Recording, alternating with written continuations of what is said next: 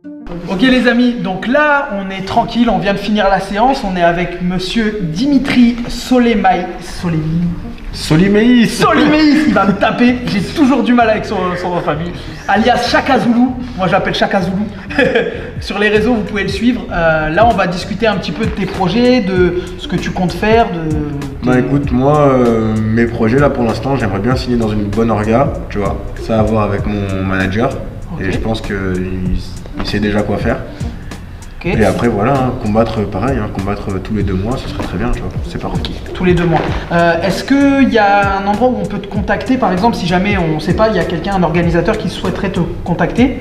Il contacte directement Résilience Sport Management sur les réseaux sociaux, donc soit Facebook, Instagram, c'est Résilience, c'est eux qu'il faut contacter, ou mon coach Aldric Cassata directement. Vous trouverez tout ce qu'il faut en description, je vous mettrai tout. Voilà. Après toi, donc ton dernier combat, tu as signé un TKO, c'est ça? Ouais, j'ai mis un KO au début du 3e round. Ok. Tes impressions sur ce combat, raconte-nous un peu comment ça s'est passé. Ben au début, tu sais, c'est un mec où on n'avait pas de vidéo de lui, donc pas de vidéo de combat, donc du coup, c'était un peu à la... Tu sais, c'est comme quand tu fais un truc sans les yeux, tu vois. Ouais. Donc du coup, premier round, je me suis pas trop bien exprimé, tu vois, parce que je savais pas ce qu'il faisait, j'étais trop sur mes gardes, tu vois, alors que j'aurais pu faire beaucoup plus. C'était dans le jaugeage un peu. C'est ça. Après, 2e round, je commence à me lâcher un peu plus, je suis un peu frustré à la fin parce que j'aurais pu le finir au 2e, tu vois. Ok, bien. Et non, mais c'est la vérité, j'aurais pu le finir et j'aurais dû, et je l'ai pas fini. Et bon, après, j'ai rattrapé ça au 3e round, donc voilà, je suis content. Moi j'ai beaucoup entendu dire que tu étais spécialisé dans le striking, mais tu nous as aussi montré aujourd'hui que tu commençais à beaucoup travailler la lutte. Donc, Alors ça c'est un petit truc que j'ai pas envie de trop dévoiler. Okay.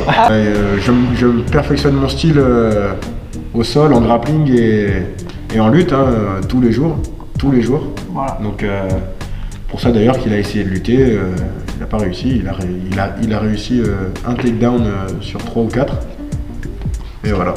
Donc takedown, pour ceux qui connaissent pas, ceux qui suivent ma chaîne, vous n'êtes pas forcément, vous connaissez pas forcément le MMA. Takedown, c'est amener au sol. Voilà. Donc voilà. Amener au sol, une projection, quelle qu'elle soit.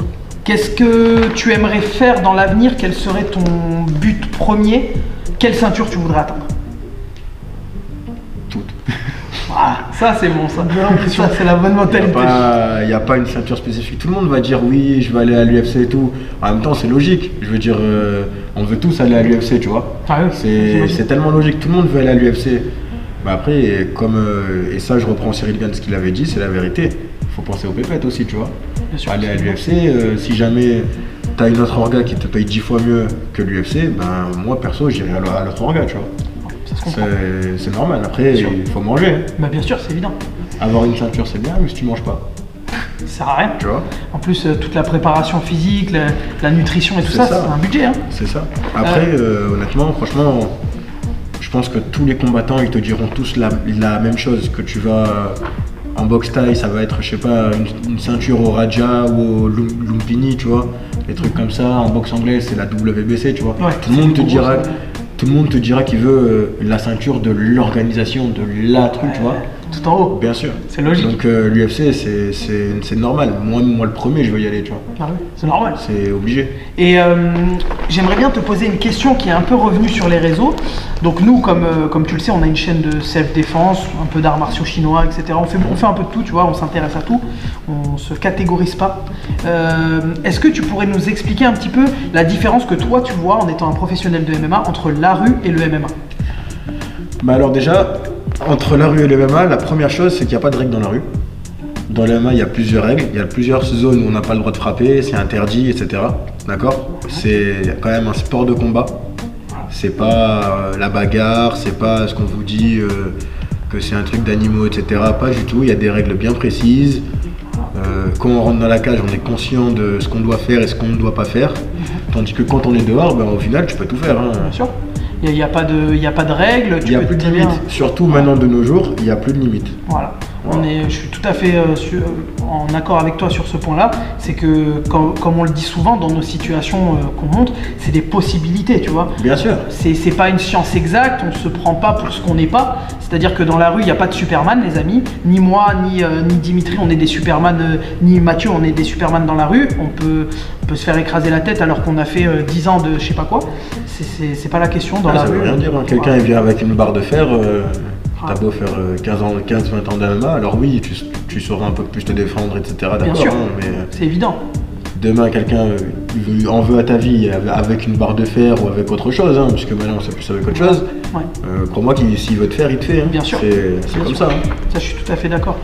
Tu vois, c'est bien la différence que j'aime beaucoup ce que tu as dit, c'est que tu as dit le MMA c'est un sport. Voilà, vous êtes des sportifs des arts martiaux, Ah oui. donc il y a un entraînement, une condition physique, il y a une nutrition à tenir, j'imagine, qui doit être costaud. Ça, ce serait le plus dur pour moi, tu imagines bien. Ça c'est dur. Hein. Honnêtement, dans ce sport, le plus dur c'est la bouffe. Voilà. Franchement, pour moi c'est ça. On le voit, on voit que tu es affûté, tout ça, donc on dit que 70% c'est la bouffe, non? Ouais, même 80. 80% c'est Non, la allez, on bouffe. va dire 70. Ouais, on est gentil. Et à 20% c'est la technique, et 10% c'est le cassage de gueule. Ça c'est bon, j'aime bien les 10%. Bah écoute, merci pour cette interview mon ami. Bah de rien, avec plaisir, hein. Ça me fait plaisir de vous avoir reçu les gars. Merci beaucoup. Merci à toi. De toute manière, on va se revoir parce que je pense qu'on va revenir plusieurs fois dans tes Bien dojos. et sûr, tout ça. bah, vous venez. Avec Merci mille plaisir. fois en tout cas mon ami. De Prends rien. soin de toi. Bah, vous aussi, prenez soin de vous. Et l'agresseur agressif agresse pas trop de gens. Hein. T'inquiète. Non. Je peux rien te promettre.